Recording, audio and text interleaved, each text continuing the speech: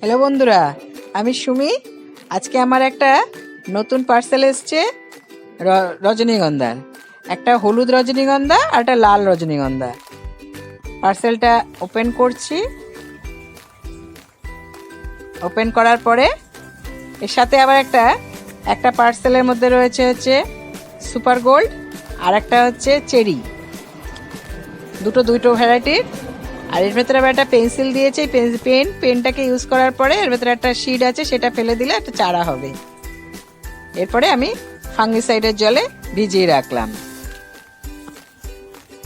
অনেক ধন্যবাদ।